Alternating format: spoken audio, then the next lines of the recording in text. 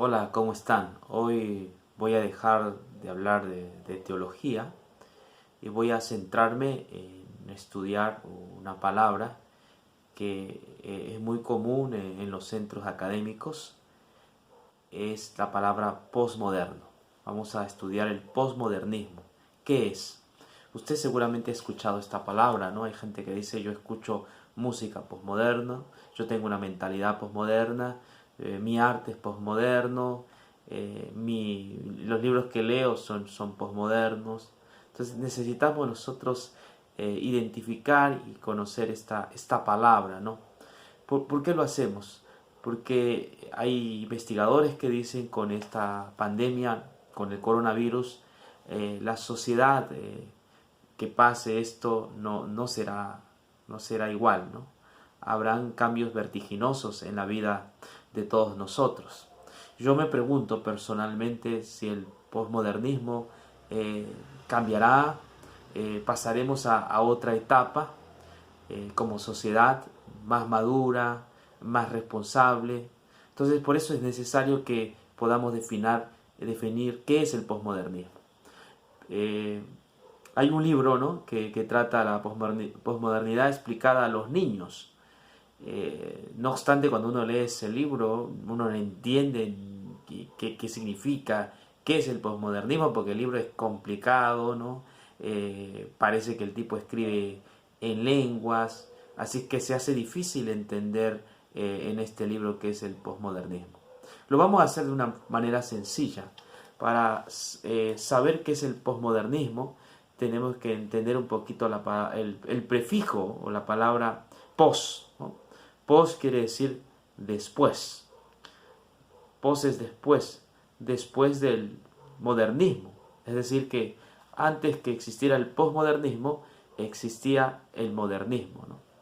Esa es una palabra anterior, el modernismo, ¿no? Entonces necesitamos un poquito centrarnos a la historia, porque cuando hablamos del modernismo estamos hablando de algo que ya no existe, que está solamente en la historia, ¿no? De aquí que se hace necesario que podamos aprender un poco del modernismo para ahora sí centrarnos en nuestro tema, entender qué es el posmodernismo. El modernismo nace, ¿no?, combatiendo la superstición. Ustedes saben, hubo una época de tinieblas, la época más oscura del mundo, conocida como la época antigua, y viene la etapa más avanzada, que es la famosa Edad Media, donde las personas poco se preocupaban por sobresalir, por surgir, por hacer innovaciones, adelantos. Más bien todo giraba en torno a una deidad, todo giraba en torno a Dios. Había la creencia de que se estaba viviendo en el día final, en el fin del mundo. Entonces, ¿para qué empezar? ¿Para qué salir adelante? ¿Para qué hacer inventos, no? En esa época no se hicieron muchos inventos. Una edad donde todo giraba en torno a la religión. El catolicismo es el que tenía el control, ¿no? Y él daba la bendición a las personas. Y se creía que cuando uno tenía alguna enfermedad era porque habían malos espíritus allí dañando, ¿no? O no tenía dolores de cabeza, habían espíritus ahí en tu cabeza, ¿no? Es la época de la Edad Media, donde reinaba la ignorancia, la oscuridad, donde se creía que cuando caía un rayo era porque Dios estaba dando un juicio, porque cuando había una pandemia también es porque Dios, era la ira de Dios sobre las personas, ¿no? Esa fue la Edad Media, todo giraba en torno a la religión. De esto nace después de la Edad Media el humanismo, el modernismo, ¿no? En el modernismo y el humanismo allí nace un fenómeno interesante, ¿no? La reforma protestante, ¿no?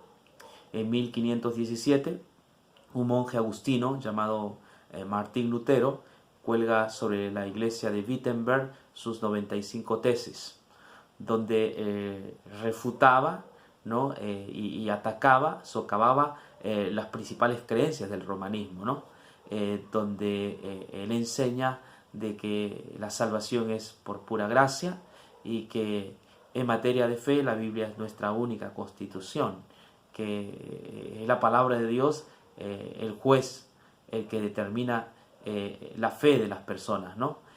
Con Lutero y con los reformadores, ellos hicieron dos aportes importantes, ¿no?, para salir de la esclavitud que tenía sumido el romanismo. El primer aporte que hizo la Reforma es la libertad. Se dependía solamente del catolicismo, el que tenía la última palabra era el Papa, era muy dogmático la Iglesia, te leían la palabra en un idioma que tú no entendías, y ellos eran los únicos que podían explicarte las escrituras. Es más, las escrituras no la tenía el pueblo, ¿no? La tenía la gente intelectual, y entre ellos también el papado, ¿no?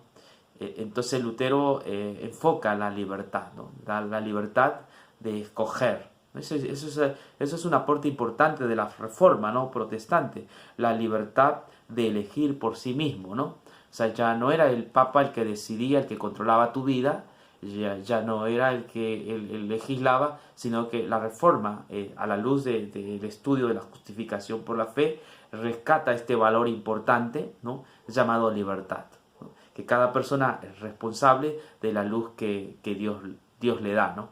Que cada persona es libre para escoger, inclusive para casarse. Lutero se casó, muchos monjes se casaron, es decir, uno es libre de elegir con quién casarse, ¿no? En esa época, pues como ustedes saben, en Roma, sobre los sacerdotes, ellos no se podían casar. Viene la Reforma y dice, no, uno es libre de casarse, ¿no? Y aparece pues una de las cosas de los derechos humanos, ¿no?, hasta ahora establecidos, que es la libertad.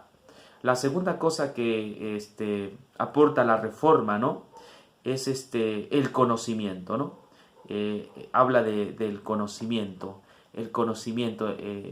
la libre interpretación de las escrituras, ¿no? Uno también tiene derecho o libertad para el conocimiento, que no tienes por qué dejarte influenciar por un papa, por un cardenal, ya que hay libertad también para estudiar.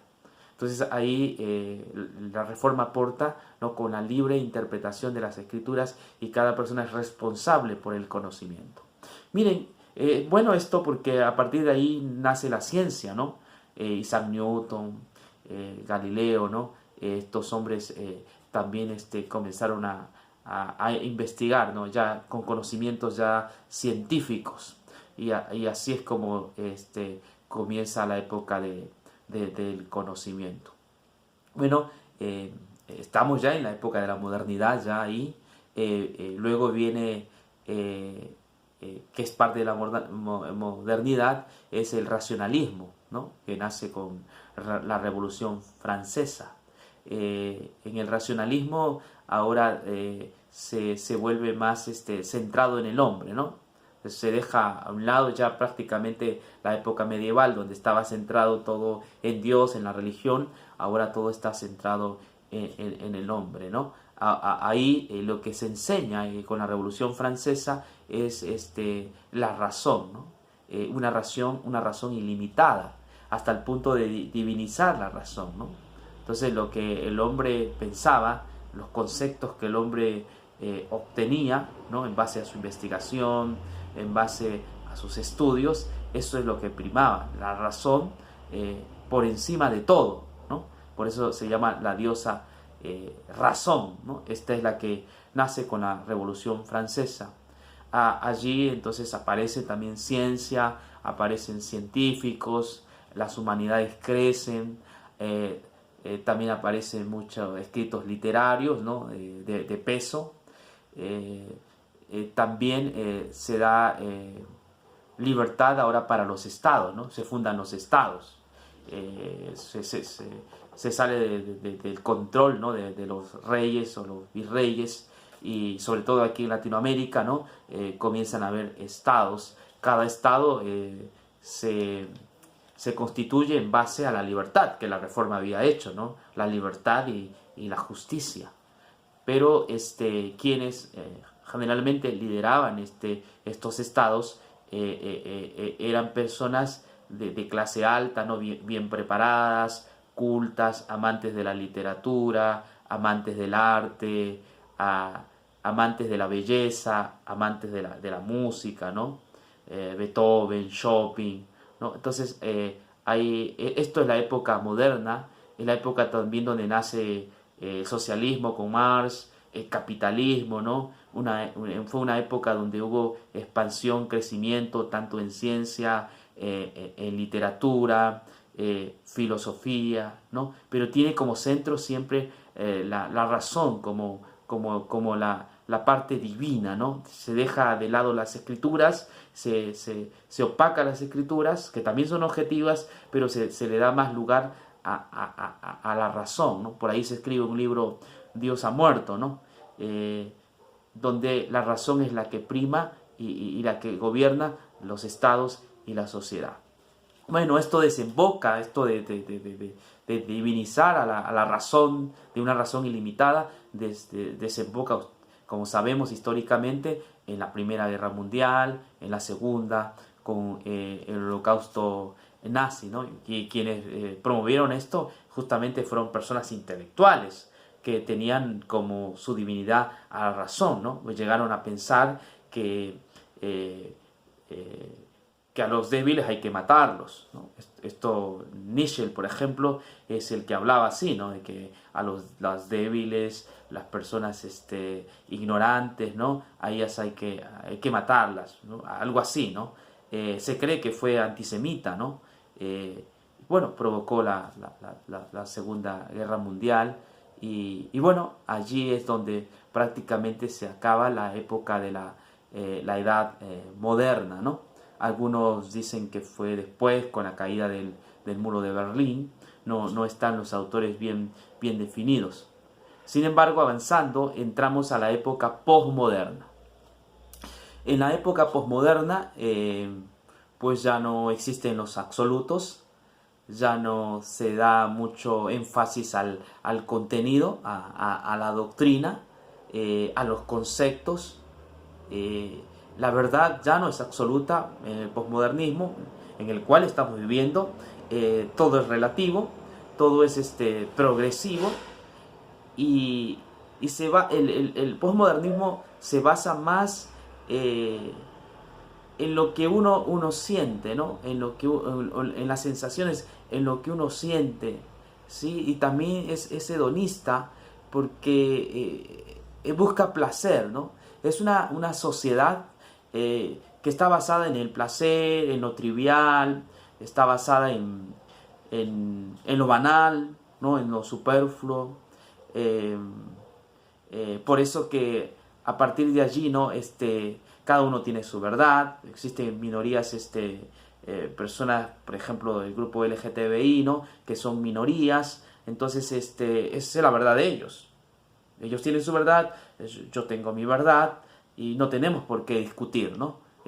Déjalo vivir como él quiera, hay que respetarlo, ¿no? Ese es el posmodernismo, ¿no?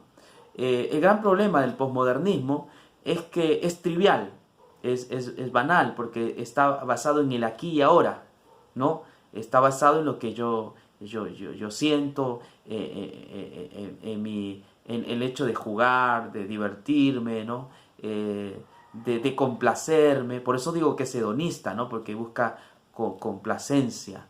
El posmodernismo es una deconstrucción, sería la palabra, del modernismo, ¿no?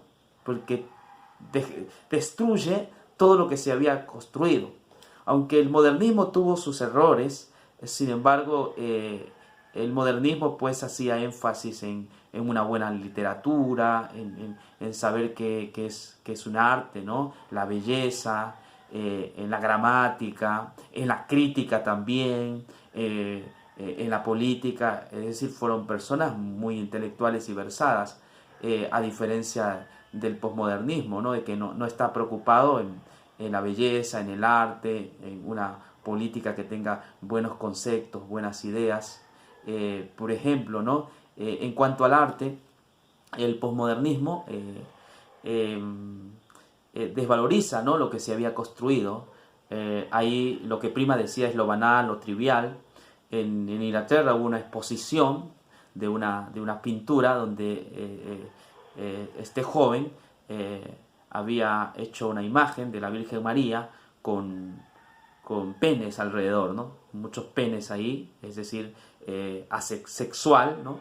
Y eso es justamente eso es el posmodernismo, ¿no? Que ya eso no es arte, eso es denigrante, ¿no? Eso no es arte, ¿no? Afectó justamente el arte, ¿no? Hoy ya no existe arte, a cualquier cosa se le llama arte, ¿no? Cualquier cosa obscena llega a ser arte, ¿no? El posmodernismo también afectó en política, ¿no? Los políticos hoy día parecen unos payasos, son vulgares, cualquiera puede llegar a ser presidente, muchos de ellos no saben ni hablar, no están preparados, tenemos gente en la asamblea, ¿no? Es muy trivial, ¿no? Es muy trivial, no se expresan muy bien, hay poco interés para el estudio, solamente está interesado en la imagen, ¿no? El marketing, la imagen, ¿no? Es lo que se vende es una imagen. Esa es la época posmoderna. Hay que vender una imagen.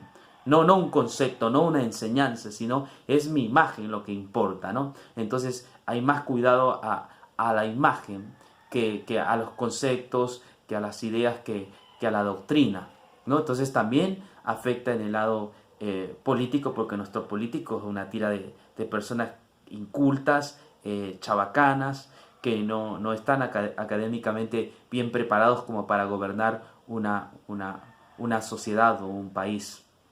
¿Qué más? Afecta también en la parte de la literatura, ¿no? Ya no se lee literatura como Cervantes Saavedra, ¿no?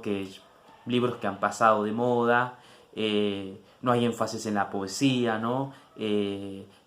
Se pierde ese contenido, la literatura que tiene la persona posmoderna es más trivial, más sexual, no es ni siquiera erótica, sino que es más sexual, su contenido es muy light, ¿no? Adaptado para una mente posmoderna. Algo que se pierde también es la música, ¿no? La música moderna era más solemne, era una música más bella, ¿no? Hoy la música tiene sonidos estridentes, muy chillosos, no tiene armonía, melodía, ¿no? Armónicamente, es mucha bulla, basado en el griterío, en las emociones. Es decir, hasta la música se ha perdido con el posmodernismo, ¿no? También el posmodernismo influenció sobre la religión, y esto es interesante, ¿no? Es lo que me importa a mí porque soy teólogo, ¿no? Hoy día pues pululan una serie de iglesias que también están basadas en las sensaciones, en el griterío, en el hecho de poder gritar solamente, ¿no? Como cuando uno va a un estadio y uno está allí emocionado con su equipo, pues en las iglesias también afectó, ¿no? Solamente hay griterío, lo que se hace es motivar, es llevarle al público a tener éxtasis y sensaciones raras, ¿no? O sea, afectó también la teología, porque la teología de la iglesia de hoy día no tiene contenido teológico, ¿no? No tiene un serio estudio investigativo basado en el hebreo, en el griego. ¿Me entiende? Hoy a la gente de hoy no le interesa el griego, el hebreo, no le interesa aprender a preparar sermones que tengan sustancia, que estén basados en la investigación, ¿no? Sino los sermones que hoy día usted escucha, es lamentable, es sermones que son agua con azúcar, ¿no? Sermones muy superfluos, muy banales, ¿no? Entonces eso se cambia con el swing, con la música, con el baile, ¿no? Ya la religión por poco nomás le falta bailar, ¿no? Entonces el posmodernismo también atacó a la iglesia y de eso no nos hemos dado cuenta, ¿no? Cambió la doctrina, ¿no? Por sentimientos, por sentir experiencias o emociones. ¿Qué más afectó el posmodernismo? Nuestros referentes, ¿no? Antes los referentes de la sociedad eran un profesor, un dramaturgo, un filósofo, un científico. ¿Sabe quiénes son los que están influenciando sobre nuestra sociedad, nuestros referentes hoy en día? para que usted lo sepa, esto es sorprendente, ¿no? Los referentes que tenemos nosotros, por ejemplo, hablando de un político, él prefiere tomarse una foto con Messi que con un científico. El político prefiere tomarse una foto con su equipo favorito que con Vargas Llosa, ¿no? Es decir, se ha vuelto banal, ¿no? Nuestros referentes son los artistas de cine, los artistas de música rock, los futbolistas. Por eso que usted va a ver a todo el mundo tatuado, ¿no? Gente tatuada por aquí, algo que no había visto antes, ¿no? Muchas personas con tatuaje, chicas hermosas, tatuadas. Y yo me preguntaba, ¿y por qué ha sucedido eso? ¿Dónde? Es que sus copias, los modelos que tienen estos jóvenes son la gente del espectáculo, son personas futbolistas, ¿no? Eso es lo que nos está alimentando, ¿no? Otra cosa más de la mente posmoderna es el Internet. El Internet no es malo, pero hay un problema con el Internet. El Internet está pensando más que nosotros. Si el Internet piensa más que nosotros, entonces nosotros somos tontos. Ya no hay tiempo para leer una buena literatura, ¿no? Por ejemplo, una Biblia en hebreo, o de pronto aquí tengo otro libro, ¿no? La gente poco lee, ¿no? La gente lo que hace con Internet es, si no sabe un concepto, va a Google y busca la palabra, pero no le hace el seguimiento, ¿no? Ya no se lee un libro completo, ¿no? Solamente va, busca la palabrita, ok.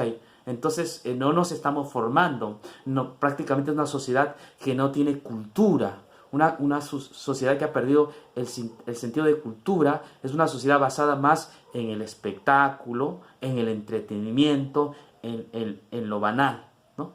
Mi aplicación, mediante este video, es con esto del coronavirus, de esta pandemia, creo que es momento de reflexionar como sociedad, ¿no?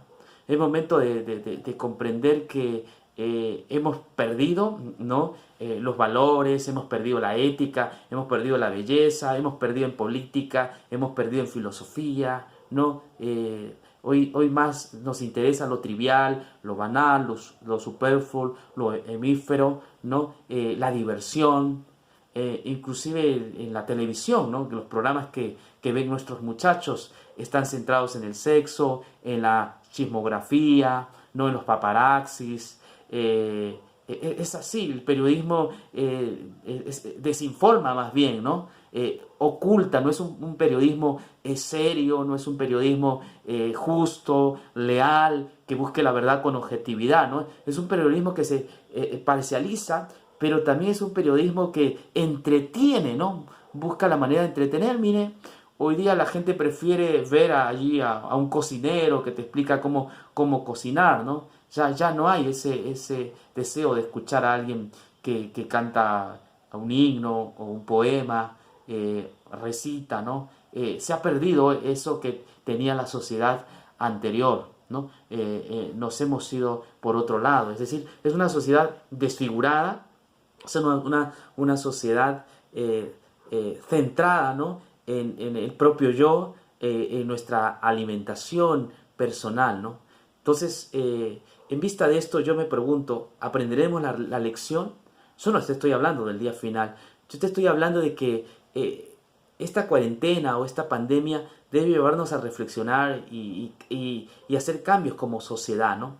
No nos preocupamos por el otro, no nos preocupamos ni por nosotros mismos, no vivimos la vida basado solo en lo banal, ¿no? En la diversión. Ya no hay gente que estudie, que investigue, se ha perdido de vista, ¿no?